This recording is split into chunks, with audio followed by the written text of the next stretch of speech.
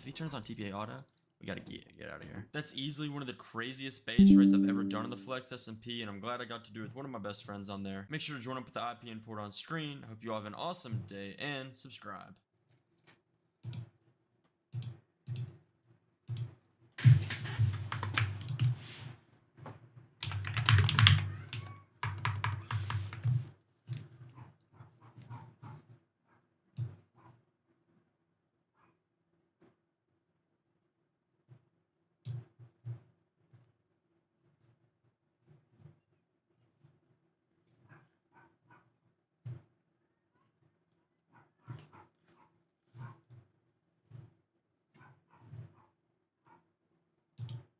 Could you spend $1 trillion? No. No. You just got... I love that noise. I love that noise. That's the Apple confirmed pay noise. Oh. Such a good... Yo, whoever made that sound should get millions of dollars. Because that... I genuinely think there's probably some psychology behind that noise and spending money. You just got $1 trillion. Not a million. Not a billion. A trillion. But there's a catch. You need to spend all of it in the next 24 hours. Bro, how the... the only thing... You would have to buy like a country. You would have to buy like a small island nation. That is the only thing. What else are you doing? Stocks? You're not, dude, stocks. You're not even, you would buy out the stock. You would buy out an entire stock. You like, dude, you could literally just own Nvidia at that point. Why would you buy stock? You would just be a majority shareholder in every stake that you put. I would say, bro, for the idiots saying gambling, no casino's gonna take that. You know that, right? Like, casinos won't let you bet a certain amount if they can't cover it. Like, you can be too rich to go to the casino. If Elon Musk or Jeff Bezos went to Vegas and went, I want to do $1 billion hand, they would say no. They would go, we're not doing that. That's cap? No, it's not. Because the casino can just, in one bet that big, and that's only $1 billion. If you walk into a Vegas casino and you're like, I'm a trillionaire, let me throw bones. They're going to go, buddy, we can't help you. You're playing fucking penny slots on our scale. That isn't true? Bro, they have to have the revenue or the front to be able to pay that amount of money out if they lose, because there's a chance they do. Realistically, the best way, like, what would you actually buy, chat? Be real. Mega yacht. Like, that's really the big... Mega yacht and, like, planes are, like, the biggest purchases that you can make as a, like, billionaire. But what's the most expensive personal yacht? History Supreme Yacht is $4.8 billion. And it's fucking solid gold, bitch. It's solid gold. It is a solid gold. Get the fuck out of here. It's solid gold. Chat, that is not even a fraction of the money that you would have to spend in a day. And that's the best, because in 24 hours, you're not going to get some shit mocked up. I mean, you could probably put down the fee for it. But even then, dude, what the fuck? What would you buy? Or you lose everything. This should be easy. First, you need a new car. Go to your local exotic dealership and buy yourself a Lambo. And a Ferrari. And a McLaren. You know what? Just buy up the entire dealership. Now, you have the $12 million garage of your dreams. But there's one small problem. In order to spend $1 trillion in 24 hours, you would need to buy out that entire dealership every single second. You need to think bigger. Let's hire 100. And you're gonna have, bro, here's the problem too. You can't even buy, you would have like limitations because you can't even buy property. You could buy property. You can't buy that much property. If you with $1 trillion just went, I'm gonna start buying up every house within a 100-mile radius, you would, no, it's a monopoly thing. They wouldn't let you do it. The government would say no. Say you went to New York City and you were like, I'm just going to start buying every fucking house that's available, every apartment, everything that's available. They're saying no. They're going, no, this is a monopoly because you're going to have the chokehold on the entire business. I don't know if you could close that fast. I think you could close that fast if you had money, but that's the problem is you're going to have to go to real. It's like, how can you spend money quickly where you're going through the legality loopholes? Because, yeah, you got to talk to real estate agents and people and sign contracts.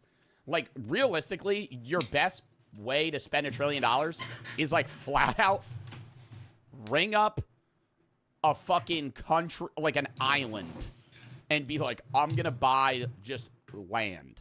Like $1 trillion of land in one lump sum. People to track down Art, bro. the 100 most expensive yachts and buy them for us. And let's throw in $1 million bonus for each mercenary. That'll be around a $40 billion check, but let's also buy the biggest cruise ship of all time for $2 billion and fill it up to maximum capacity, paying for everyone's tickets and tossing in a Rolex too. Let's make use of this ship's basketball court by buying up every single NBA team and having them battle it out. Then let's get Snoop Dogg, Katy Perry, Justin Bieber, and Beyonce to perform for us. Oh, I know what I would do. I would just give all of the money to Mr. Beast. Before sending them off to the International Space Station on a SpaceX rocket that costs $55 million per passenger. Now that you're hanging with rich people, you need a... Wait, Katy Perry going to fucking space costs $55 million? Bro, that's such a waste of money. Rich people, you need a status symbol. You could buy the world's most expensive art piece for $500 million, but why would you do that when you could just buy the entire Metropolitan Museum of Art for $100 billion, and then we could go over to... transact. Wait, I want to go look at something. How expensive is it to buy? Can you buy a country? No. I'm saying like buy a nation. Where's the money going? You can't buy a country. You could maybe buy land from a country that's like in struggle. Like you could probably go to like a poor nation and be like, give me half of your country and I'll give you $1 trillion. But you're not like, if you walked up to like, what's a small country? Like Switzerland. If you went to Switzerland and you're like, I want to buy your country, who are you paying? Action failed. There's no way we're already out of money. Yeah, we still have $800 billion. The Metropolitan Museum is an educational See, I said there's going to be restrictions. You're not able to buy enough land. You're not able to buy all that stuff up. It's monopoly type shit. You need to go overseas. You need to get the fuck out of the U.S. if you want to spend $1 trillion. Institution whose assets are held for the public benefit and are not owned by... You know what? Forget about the Met. The entirety of New York City is worth around $1.3 trillion.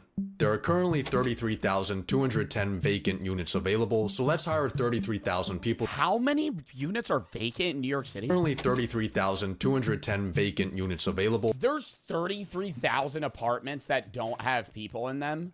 So let's hire 33,000 people to snatch those up for us. And of course, throw in a $100K commission. But here's something you need to think about. $100K commission? The most expensive real estate purchase in US history was this $240 million concrete brick. That might sound like a lot of money, but you spending $240 million is like an average person spending $60. I think instead of buying houses, you should build a mega project. The sky is truly your limit. Yeah, you'd have to commission something, give them the $1 trillion instantly, and then you paid for it even though it's not done. You can build your project wherever you want. If there's people in the way, buy them out with your pocket change. Or maybe try the Saudi Arabia method and relocate them into a graveyard. Actually, I think the Middle East is exactly where we need to go. So let's buy one Gulfstream G650 for each day of the... You would need to go somewhere where there's like no rules for rich people. And the U.S. is like, you know, rich people get away with a lot of shit. Honestly, you get $1 billion and you're an American, fly to Russia. Go somewhere that's not, UAE. Go somewhere that's not just like, hey, you have a bunch of money, I'll let you spend it. A year and fly across the world. Because you're not going to spend it in the U.S. You're not getting rid of $1 trillion. Welcome to the Arabian Peninsula, where... Yo, honestly, if you pulled up to the UAE with $1 trillion and you're like, I want to commission $1 trillion building right now in the desert, they would probably get it started that day. They would probably be like, yeah, sure. Yeah, for sure. No, we'll mock something up.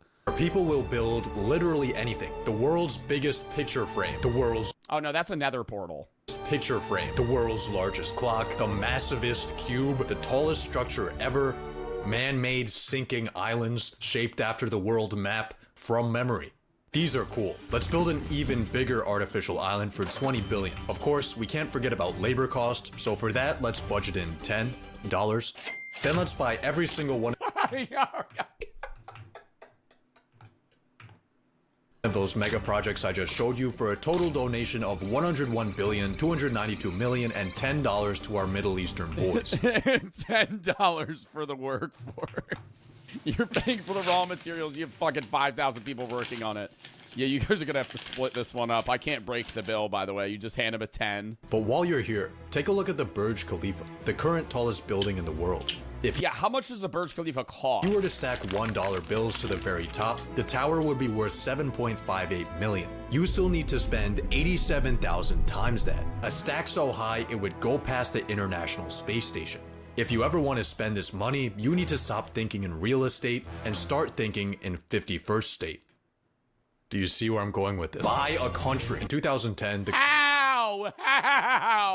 How do you buy a country? Where's the money going? The people? If I'm going to Switzerland, hey, can I buy your house? Oh, yeah. Well, oh, yeah, you can buy our country. Who am I giving the money to? country of Liechtenstein put itself on Airbnb at 70 grand a night. This is literally nothing. You can't be looking at countries hoeing themselves out for pennies. What You the need fuck? the ultimate prize. Somewhere cooler. Somewhere strategic. Let's buy Greenland. Based on the market Who the fuck would want to... Why do I want to buy Greenland? Out of every country... Chat, you could buy a country right now. What country are you buying? Probably, like, some fucking cool-ass country. I'm buying, like, Italy, Greece, Switzerland. I might buy Iceland. I kind of fuck with Iceland. Greenland, oh, because they got oil. Bro, I'm not thinking about making money. I got $1 trillion. I'm just going to buy shit that holds value. market price of its mineral reserves, the world's biggest island has a price tag of around 200 billion. We can afford that. But there's one small thing in our way. During Trump's first term, when he The people of Greenland. Bro, this is... If I wanted to buy Greenland, nah, dead ass, go to Greenland. I would go to every person in Greenland. I will pay for you to fucking move, and I'll give you $1 million. Get the hell out of the country. And then I would fuck... Because there's probably, what, like 30,000 people that live in Greenland? You could get them move. How many people live in Greenland? 56,000, brother. You could pay them to get the fuck out of there. A lot of people wouldn't leave. You think a lot... Yeah, you're right. How many... If you offered the 56,000 people of Greenland $1 million each and a new home in a different country of their choice and free travel, how many people decline it? I think like 4,000 people say no. And I think most of them are old. Greenland is not for sale. Huh. Let's buy an F-35 for $80 million. Fuck it. 2 F-35s. 3, 10, 100. 2 aircraft carriers, 3 destroyers. Are you able... Are you allowed to buy that stuff? Is there, like, rules on that? If you're rich enough? I'm assuming you're not allowed to own, like, military grade... If they're, oh yeah, Bando's a de-armed. Yeah, GTA Online. I'm saying, I don't think you would be allowed to buy an aircraft carrier. Unless you're actually a country. Destroyer ships, 1 ballistic missile submarine, 57,000 Blackwater soldiers, 1 for every citizen of Greenland. Now we have a $50 billion makeshift military, and it looks like... Oh, and we're gonna kill the people of Greenland. Oh, so we're just gonna fucking roll over Greenland and then just take their land. Greenland's for sale after all.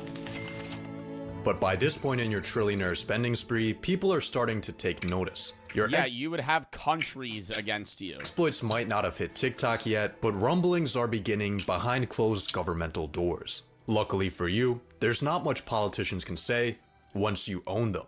Buy a politician. We got Trump here for $1.5 billion. Kamala is almost $2 billion, but you do get total campaign fund. a free Joe Biden. Let's buy up both of those, and Free Joe Biden's a good deal. every sitting member Not worth as much as it used to be. is $2 billion, but you do get a free Joe Biden. Let's buy up both of those, and How much is Bernie Sanders? Bernie Sanders is only 36 million. Oh, this is for their campaign sales. Mommy.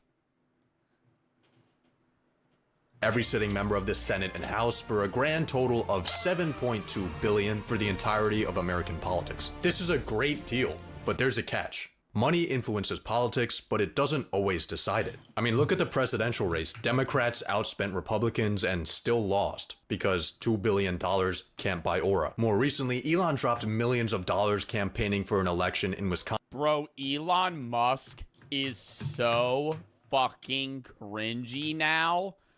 Oh my God. Dude, can we talk about that real quick? How, like, Elon Musk went from being, like, the cool billionaire that was on Big Bang Theory and was, like, loved by everyone because of electric cars and what he was doing with space. And then not even, like, I'm saying pre-politics. Like, before he even got involved with, like, the Trump administration, everybody just started hating him. Like, no, the I become meme, like, when he tries to, like, do funny jokes, I die inside. When I see an interview of Elon Musk and he's like, I am become meme. Or he'll be like, yeah, as you can see, I wear many hats. I don't know. As you can see, I have a lot of hats here. And he's wearing just 2 hats. He's wearing 2 hats on top of each other, and he's trying to make a joke because he has 2 hats on. But he's saying I wear many hats, like he has many positions. So stupid. So fucking stupid. Not funny at all. Like, not even, no, somebody said Reddit humor. No, Reddit people are funny. That shit, not funny. That shit, not funny. And he was a fake gamer, which was really, you know, the top notch of it all. When he boosted his account. It's just so weird. I remember watching, like, Big Bang Theory and all these other shows that, like, in movies, where Elon Musk was, like, the cool guy. And now everybody's like, dude, Elon Musk is a clown. Constant, only to find out that shit no longer works when everyone hates you. Even BlackRock doesn't always get what they want. $1 trillion gives you access to almost everything. But culture and public perception are things that are not for sale. Just kidding. Let's buy every single media company. The Washington Post, Time Magazine, the New York Times, Comcast, Fox. Global ad spend for an entire year is around $1 trillion. That averages to $3 billion a day. So let's run 1 week straight of propaganda and we should be good. But if you're still getting heat, there's one final method you can use. A donation a day keeps the guillotine away. It's time. What? Philanthropy? What rich people do crazy philanthropy, though? For philanthropy. There are a lot of causes to choose from, but you should start off with the people most in need. The US government. America is currently $36 trillion broker than a homeless person. That number is... Oh my God, wait, you have $1 trillion. You can't even crack a dent in the US government's debt. Oh, fuck. Oh, fuck. We're sitting here like, yo, you could just donate your $1 trillion to the government and they would blow it in a day and be like, we're still fucked. Increasing by $2 trillion a year. Luckily, we now have you. $220 billion honestly isn't gonna do much, but it's definitely it's nothing. Gonna help. Assuming, of course, that the US government efficiently manages a $250 billion cash injection. You might be wondering how you're gonna send the money. And the answer is pay.gov, an official website where you can make donations. What? You can pay the government. You can just pay. Who the fuck would willingly pay the government outside of taxes? That's a real fucking website. You can just go pay the government's debt off. Get the fuck out of here. That's their fault. Oh my God. Donations to the US government. I would get it if it was like a specific program you're donating to. Gifts to reduce debt. Bro, what? The government is also heavily in debt to its own people. So couldn't you theoretically just be giving money to another American because you're paying the government, which has to pay somebody that has debt from the government? Or you can make donations to the US government.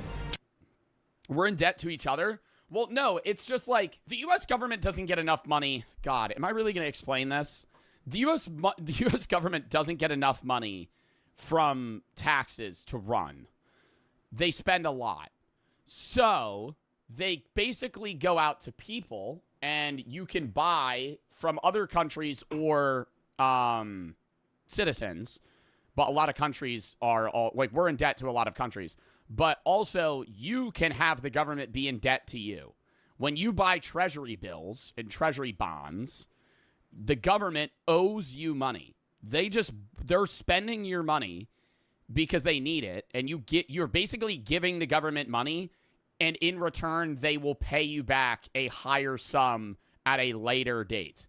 And there's a due date where that bill will get hit, and you'll get your money back. And that percentage increase that they pay you changes. What's crazy is the people that are donating to the debt of the government could just buy treasury bonds. And they're still giving the government money, but they'll also get money back. To reduce the public debt. So let's just enter in your 220 billion right here and... Well, turns out the maximum amount the Treasury accepts is only $1 million. You just bought the government a bag of screws from Lockheed Martin. No, actually, the fucking rivets they use in, like, just random jet planes cost, like, $80,000 each.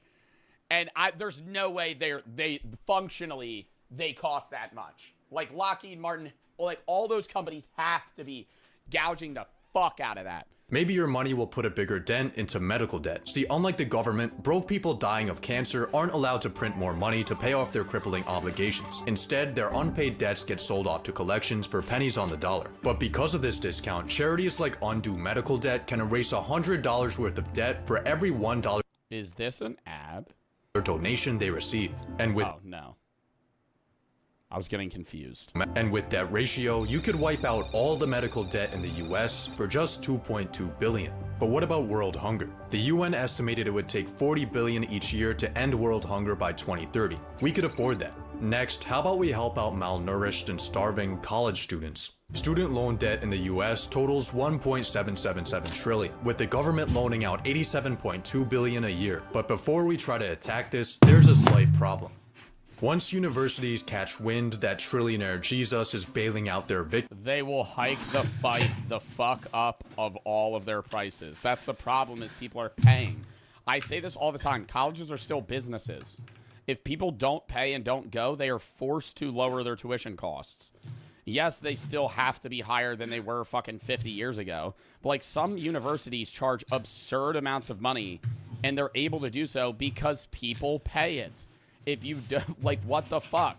Like, you're going to a college that costs $85,000 a year, and you're reasoning that that degree is worth that amount of money. It's not.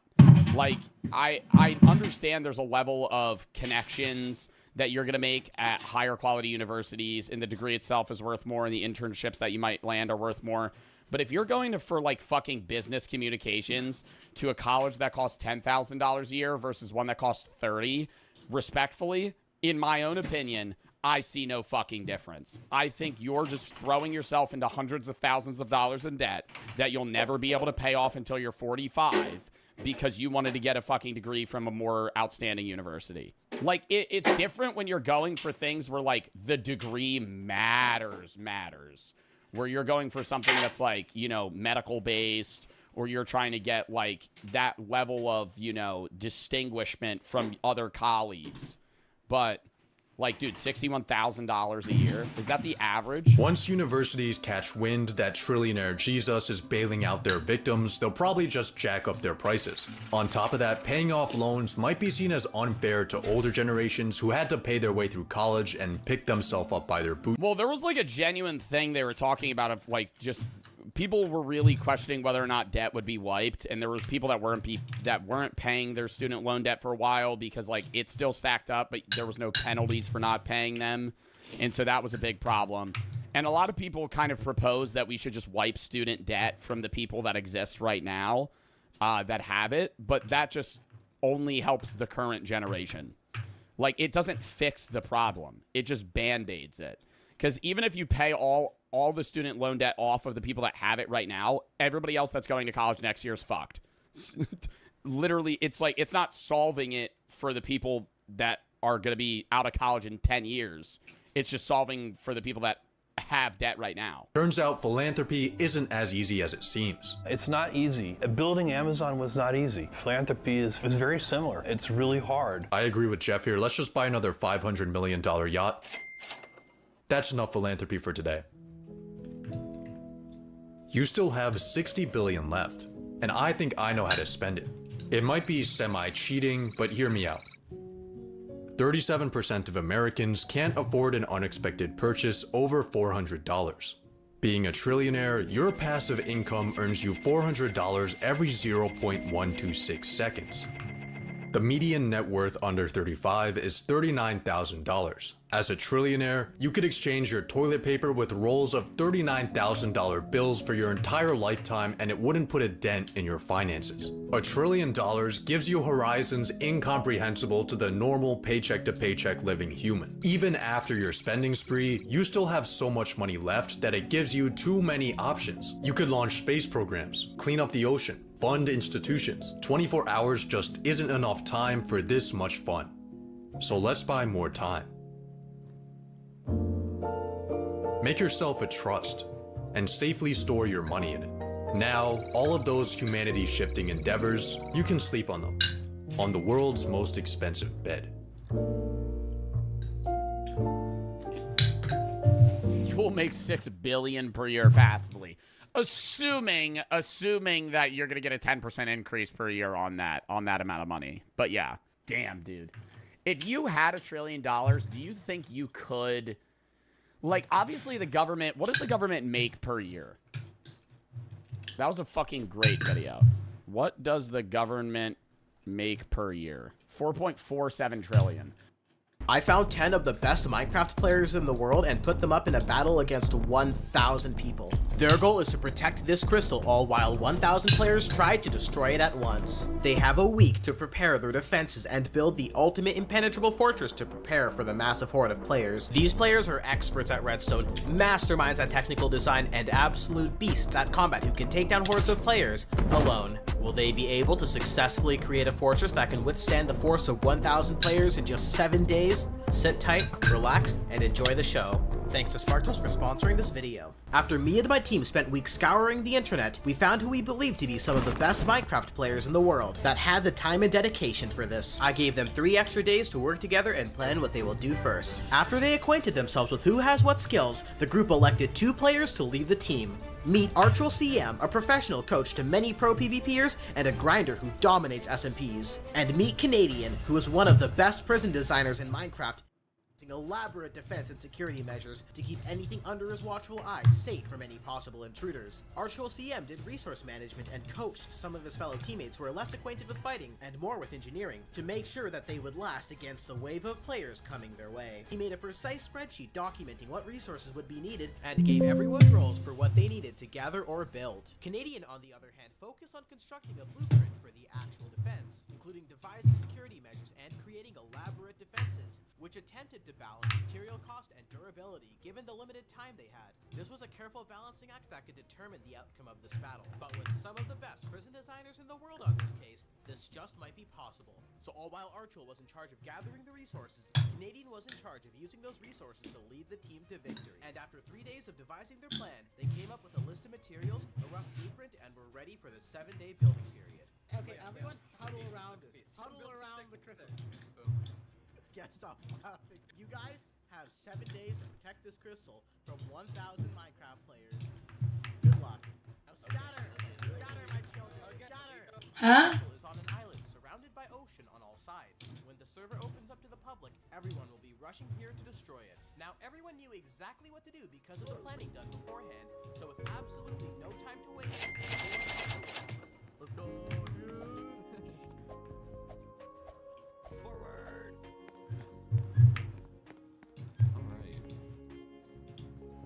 Even though Canadian wasn't quite done perfecting his design, they already knew exactly what they would need. We have just 7 days to mine 200,000 blocks of obsidian, fill thousands of buckets with lava, and make enough netherite armor, tools, weapons, gapples, potions, and XP bottles for everyone on their team. However, our team is determined and capable. If anyone were to do it, it would be us. And the hard part would be working together to get it done within just a week. The team split up in order to work on what needed to be done. Some traveled to form the main bases at villages, others went on to loot the ancient city, some of them went on to already begin flattening the main island for their defense, while a PvPer named 1BMM went on his own way to travel to the end.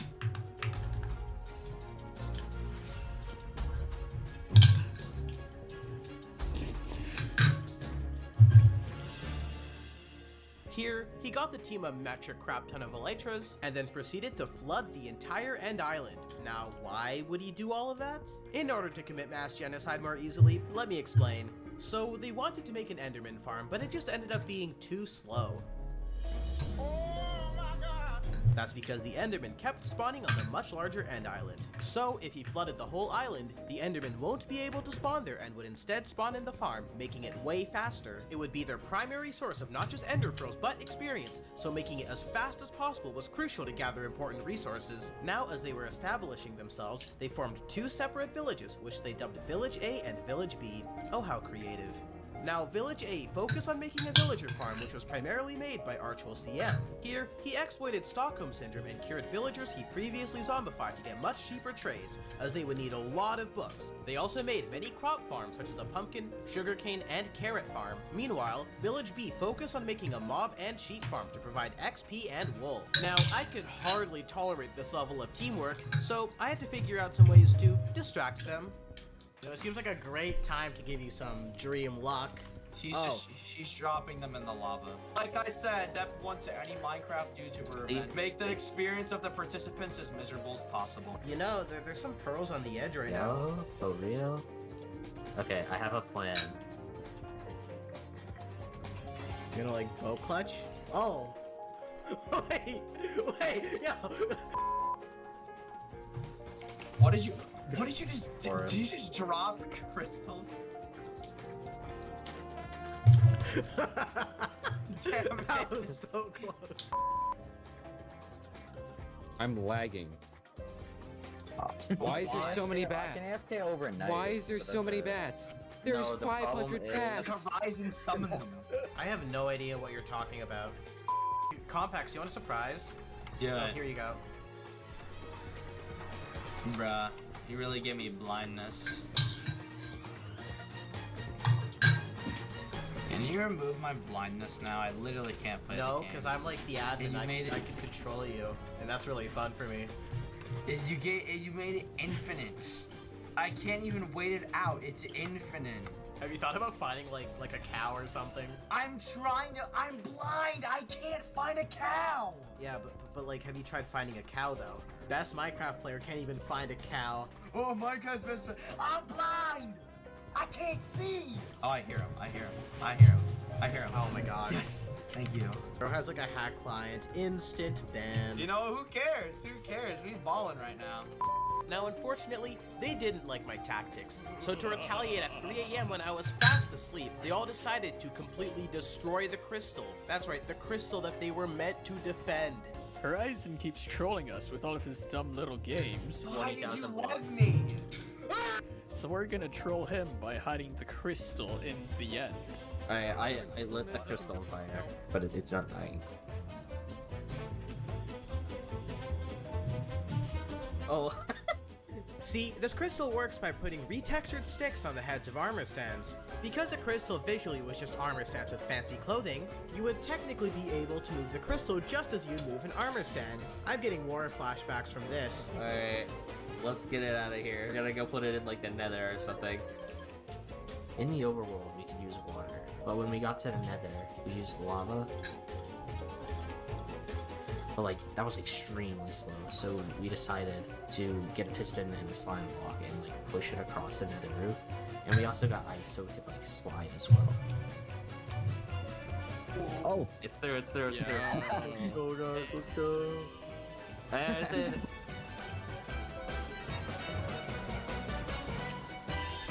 Yo, let's go. Stag. I'm currently turning on shaders with the background I have.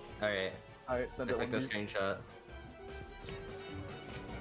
Could all the hours spent moving this crystal into the end have been a cry for help to possibly escape this never-ending time sink of an event? How could I ever make an event without a crystal? I just spawned in another one and told my dev to fix this bug.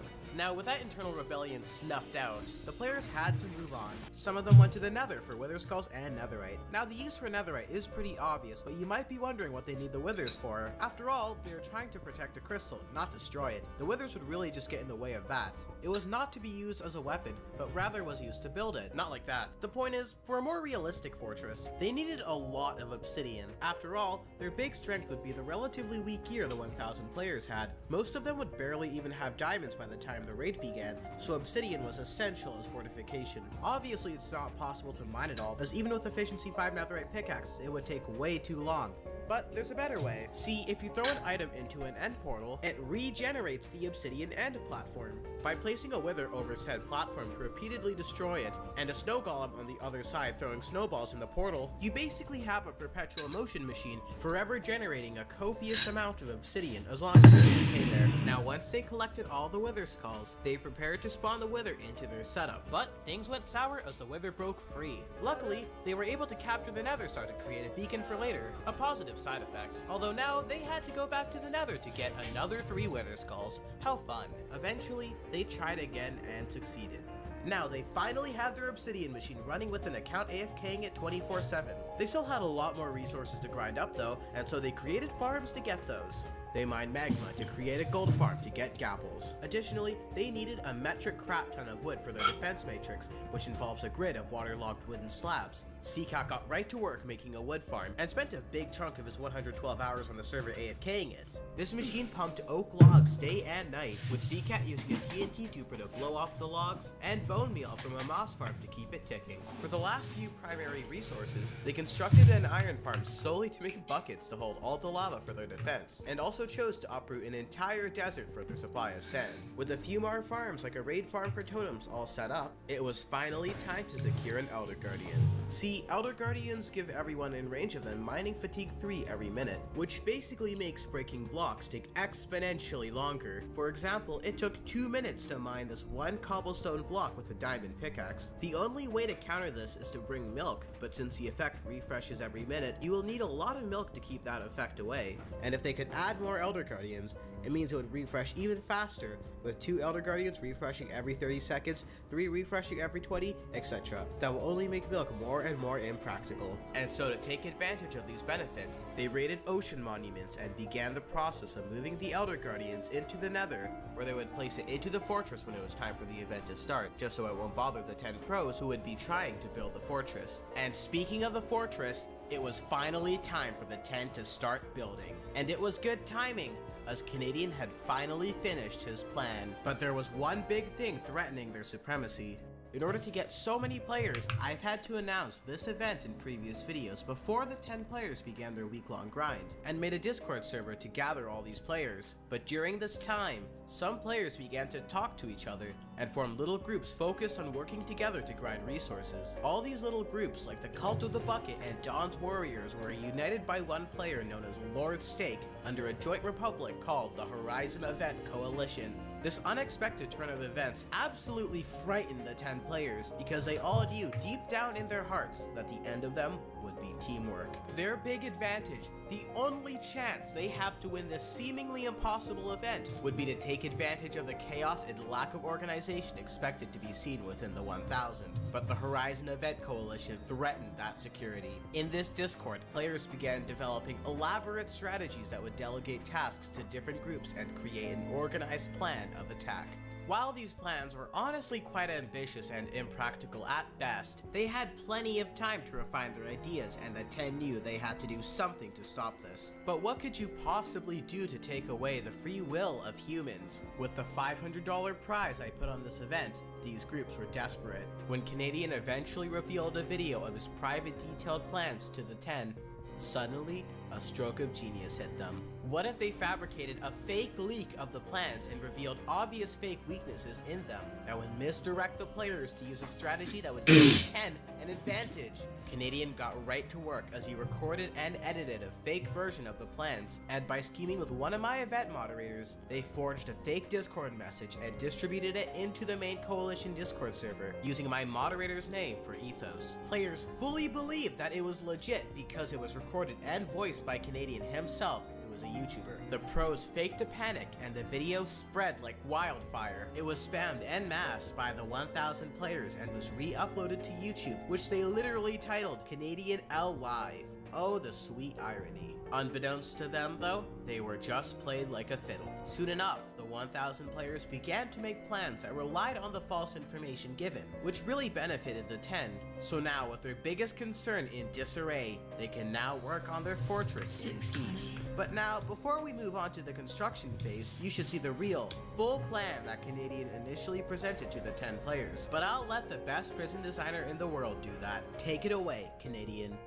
Welcome to Duplicity. The defense will begin with the cheapest layer that we can make, a 12-block thick wall of lava, ideally placed with the help of scaffolding. This should act as a filter that only the remotely competent players can get through. As for those competent players, their best advantage is that they can adapt to whatever defense we make and then share and compare strategies with each other, making the rest of our defenses mostly obsolete. Which is why the next 6 layers of our defense are all different, making it impractical to rely on patterns. The gradual incline optimizes the cost of each defense, since the innermost layers don't need to be as tall as the outermost layers, starting off with what we have tested to be the most effective design for its cost. The enemy's leaked plans suggest that they think they'll be able to get multiple withers, which is why we're starting off with a design inspired by actual wither defenses. The next layer isn't set in stone and mainly depends on what spare resources we end up with. Right now it's a sideways version of the previous sand defense, but could be replaced with bubble elevators or even just solid obsidian. Defense 4 is an alternating pattern of obsidian and waterlogged slab. The slabs are especially annoying since they generate water sources that you basically can't get rid of, and you have to constantly switch between tools. Again, even if you find a reliable strategy, you're only 8 blocks deep before you're faced with a new defense, alternating cobweb and obsidian, where the 2 block gaps here will frequently force you to stand up if you're not paying attention. Even if you mine through all of these defenses, you still have to get through the boss fight room, which we'll get to later. Suppose you conclude that mining through 5 layers of pain isn't worth it, and you think you may be able to circumvent it. Your first and clearly dumbest idea would be to mine over and around the defense, but that would require first nerd pulling all the way up the height limit and then digging down 250 blocks of obsidian. Because every player is given the coordinates of the crystal, you'll know exactly where to align yourself, but even then, the event will simply not last long enough for someone to mine that many blocks. Admittedly, such a tall tower would certainly cost more than 2 million blocks of obsidian, which we don't have time to farm or to place,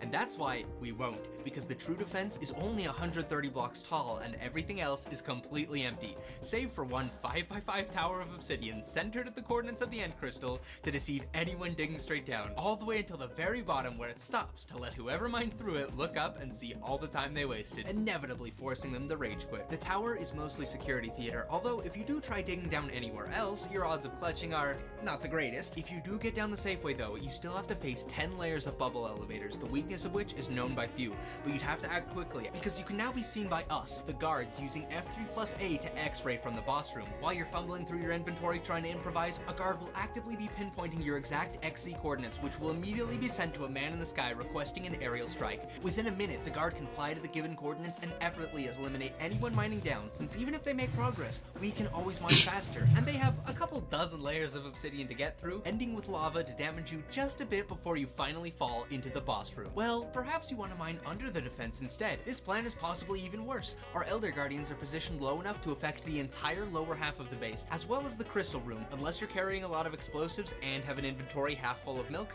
mining below the base will not be viable. But suppose you do get to the bottom, what now? You'll run out of milk too quickly if you try just mining up, and you'd need 2 stacks of ender pearls and golden apples to survive pearl glitching 30 blocks. And now you're vulnerable to aerial strikes underground, or I guess underground strikes. No, the best way these players have to shortcut straight to our boss room is undeniably using the squilly glitch. For this and many other reasons, we know they'll be looking for the end portal. So, with that information in mind, okay, we don't necessarily need 3 withers and the Elder Guardian is optional, but you get the idea. Anyway, assuming a miracle, you get to the surface, but you can't one-cycle the dragon, not only because it's a super laggy server, but because of multi-paper, which is gonna be infinitely glitchier. Of course, you could always try killing it the old-fashioned way by destroying every end crystal, but if you do that, just make sure not to forget the many more end crystals we've embedded in the obsidian towers. So, while the end certainly isn't great for them, what about the nether? Also trapped. The nether roof will be laced with several tactically spaced portals surrounded by lava. They're not inescapable, capable, but they will compromise the majority of victims. Additionally, those wither farms they wanted to make so badly will be made one step harder, as all nearby fortresses will be conveniently covered in lava. Admittedly, they do have plans to go straight to the crystal through the nether, but because we've portal-proofed the crystal itself and built multiple decoy trap portals into the bottom of the base that relight when destroyed, portaling in won't make you any progress, since you'll be about as low down as someone who just started mining in. And even if you destroyed all our trap portals, your new portal would either generate on the roof or inside the boss room. The penultimate defense is based on Team B's battle room from Horizon's last event, but this time with more intimidating lights. Up to 7 guards with top PvP gear and elytras will be monitoring all 8 sides of the octahedron in the center, containing the coarse fruit-proof crystal. The outer room is completely laced with glass, so the guards can see every break-in point and not only annihilate anyone who enters, but also fill the hole back in so players can't rely on the same tunnel more than once. But if you do safely get into the room, the only way you can get to the obsidian crystal is by mining faster than the guards. And who do you think has more milk and a better pickaxe? Crucially, I must say that if too many people enter the room at once, your top priority is to reset their mining by any means possible, if simply fighting them off isn't. This is basically the only scenario where they can possibly come out on top, so anticipate it and prepare for it. Of course, while suffering the bloodbath that is the boss room, they have a slim chance of noticing where newly respawned guards start entering from. A keen eye will realize that all guards start entering the room from the platform here. If they happen to follow the hole made by that class, they will find nothing. There's an enchanting table disguised within the ceiling that we can quickly break and replace to get from the guard room to the boss fight room unnoticed. Even if a player does get in here, they'll find that all the chests are empty, but of course they'll notice this painting, and behind the painting you can just barely see the guard's bed. Except it's not actually the guard's bed, because the entire guard room is fake. This boat is just here to misdirect anyone using F3+A. In fact, there's another fake guard bed at the bottom of the base that I didn't even mention. The real guard room is over here, and we get to the fake guard room by pearl glitching up this ladder. And even if a player gets this far and sees where the guards are coming from, breaking any of this obsidian will activate an observer, triggering the stasis chambers of all of our outer scouting guards to come to this room to defend the guard storage. Except all of these chests are also empty because our real storage is inside shulker boxes in our ender chests. And what they're really defending is the true guard bed, which is also hidden behind the wall. Now, despite the hell that it takes to break in here, getting around from the guard's perspective is very easy. From respawn, it takes under 20 seconds to take pearls and picks out of your ender chest, pearl glitch into the fake room, drop down the enchanting table chute, and get all the gear you need from the ender chest there. Taking the fact that other players will use F3+A into account, you should only take time to re-gear in the guard room if the main room isn't safe for whatever reason. Otherwise, get out of the guard room quickly and re-gear at this ender chest, which, by the way, you can come to at any time to refill. Our scouting guards can actually get out of the entire base pretty quickly too. You'll start by resetting your stasis chamber, then pearl glitch up to this gear chest here, pearl glitch through the roof with minimal damage, and fly out to the top of the base in under a minute. So we got wither defenses on all sides, aerial strikes from above, mining fatigue below, withers in the end, and super efficient guards. This truly is the perfect Minecraft prison. Or I mean, a prison for a crystal, yeah. Now then, let's get to building. Versus Dan entirely worked on carving out the perimeter of the island and flattening it out with nothing more than simple tools. This was quite miserable but essential work, because not only did it give them the space needed to run the TNT dupers and line the walls with obsidian, but it killed 2 birds with 1 stone, as this allowed them to get all the ores and some of the dripstone they needed. He also built a large water barricade around the island, which, while it was quite shoddily built, it was still very effective at sinking boats from players. Sure, it's easy to escape, but if it buys just a few more seconds of time, it is worth it. Once the area was outlined, they used sponges to clear out water caverns, and used sand to get rid of lava. They then prepare the TNT dupers, using a Minecraft glitch to light the TNT block. While not actually using it, they could effectively produce infinite TNT. This was used to eliminate a majority of the stone blocks. Then, the last blocks the TNT dupers couldn't get were manually removed by players with elytras. Once the area was completely clear, it was now time for them to place their heaps of obsidian. A massive storage area was constructed to move the obsidian from the wither farm to the overworld. With a few more resources gathered, such as cobwebs, it was now time for the grueling and painful work of constructing this defense in survival mode. They started off by using the obsidian to create the various shells of the defense, which separated the different defense matrices. Then the most miserable part came in, filling them up with layers of defenses. All hands on deck would be needed to finish in time, so a task list was created for players to claim whichever task they wanted to do if they were free. This way, everyone would be kept busy. While the 10 pros toil away at building this fortress, I want to thank Sparktoast for sponsoring this video. Sparktoast is a server hosting provider that offers hosting services for not just Minecraft, but many other games at an unbeatable price with fantastic service.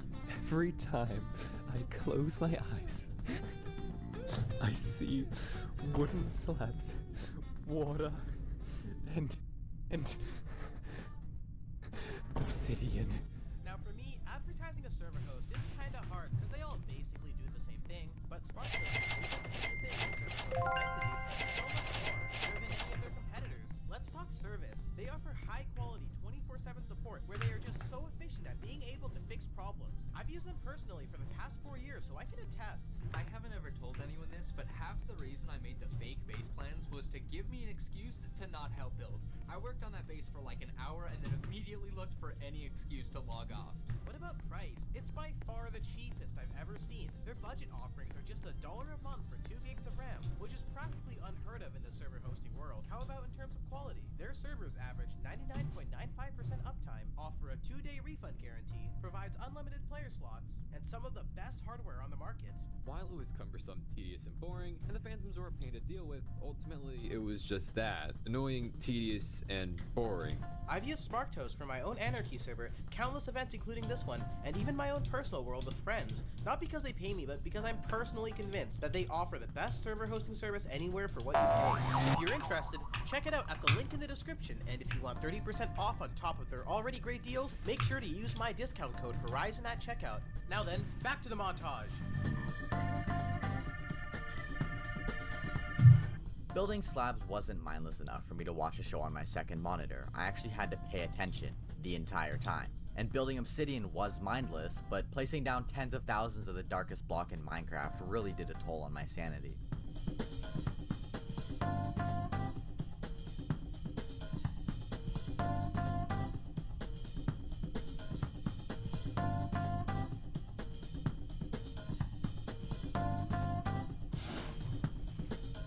In preparation for the event's start, they moved all their storage up to sky limit, seemingly in plain sight. However, it would be out of the entity render distance of nearly all players, so they basically hid all their valuables where it would be least expected, right above their heads. But after 7 grueling days of work, the defense for the fortress was now complete. But honestly, I would rather not be commentating on a big orange tube with the moving lava texture killing the video's bitrate. So I allowed the group to design an exterior for their base without needing to grind the materials, just as long as it didn't provide any defensive value, so no obsidian could be used. The group's builder, a dancing lamp, worked on an exterior design for this fortress, and he cooked.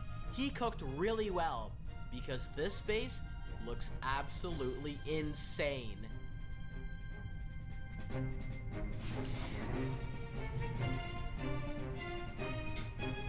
Once I placed the exterior on, they worked on their final touches, including cleaning up the base and constructing a moat around it too. Versus Dan built an entire statue of himself, for some reason. It's called tactical defense. But now, it was finally time to get the 1,000 players on the server and see if the 10 pros can hold them off. I pinged our Discord server of 10,000 players eagerly waiting to join our event, and with over 2,000 of them who planned to attend, there would be no shortage of chaos. Soon enough, players began joining the server's queue en masse awaiting its opening. As the server began filling up with players who would be kept frozen until the event started, the 10 pros finished up their organization and took in the atmosphere of the calm before the storm. Once all players were unfrozen, they would be given 90 minutes of time to grind up gear until everyone is teleported in a radius around the main island, when they will all simultaneously rush the fortress and attempt to overwhelm the defenses of the 10 pros. With a combined force of literally a small town's worth of human beings sitting at their computers all over the world be able to overwhelm the years of Gorillo Watermelon Drillo. Pros, would all the preparation and hard work be worth it? It's time to find out. Here we go. After around 5 minutes, the server was already filled up to the brim with 1,000 eager players, all frozen until we began. And so, the command was ran, and they would all be let free. We can move. Oh, we're free. Oh, We can go. This started the 90-minute timer. All 1,000 players would be given the freedom to do anything to grind the materials they felt they needed to raid the fortress with. This map is at 20,000 by 20,000 blocks, so there should be plenty of space for everyone. As players scattered and began gathering rudimentary materials, bro, oh my god, look at how many people are getting stoned!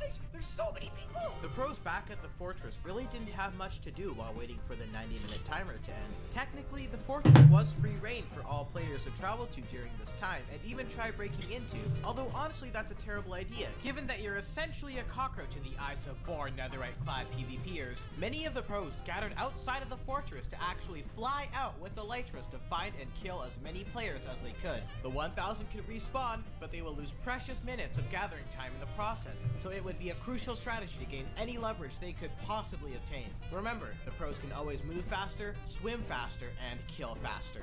But the 1,000 were so plentiful in number, players quickly got stacked during the time they had. I went around and tried to teleport to as many players as I could. Oh my gosh, wait, who left this sign? Skilled player surrender now, you might be spared. Skilled player surrender now, you might be spared. Oh god, he has no armor. No, don't even kill him, just let him spread his propaganda. He gave me a flower. And he ran away. He just surrendered! He's literally committing seppuku, what the heck? He's in the base right now. It's been less than 30 seconds and you guys already have him locked in. Oh shoot, there he is. Nice. You've already locked into your next target. You guys are scary efficient. Okay, well, goodbye. He will die soon. I don't think he's a concern anyways.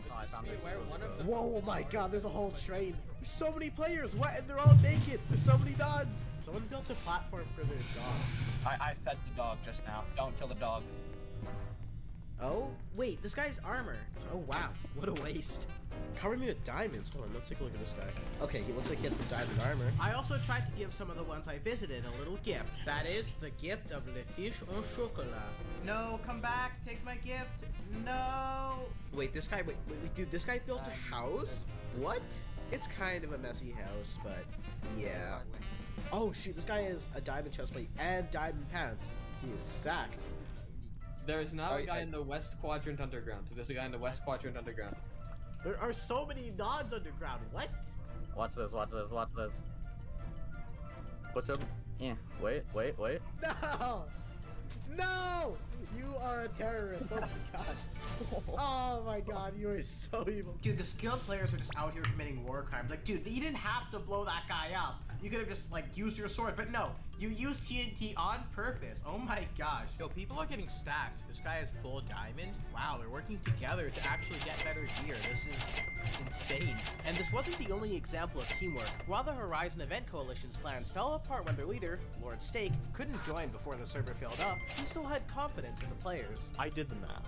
The pros can do a maximum of 23 damage per hit with all of their buffs. But if we could do 12 damage each just with stone axes, if we work together, we would certainly win over these 10 players. And that optimism made sense. Some of them had ingenuity. Alright, I'm gonna make a TNT just to break through this wall. Although, this guy's plans were short-lived. Wait, no! But certainly interesting. But the players still managed to group up and get stacked together. To like hit crap, the end, get a white throw. Insane. People are just fishing with iron, oh my god. If the 1,000 could maintain this level of teamwork, they could very well make it through this event together. But there were hermits for sure. Oh my, wait, this guy's fully enchanted diamond armor. What? How? Let's see if I can see what he is wearing.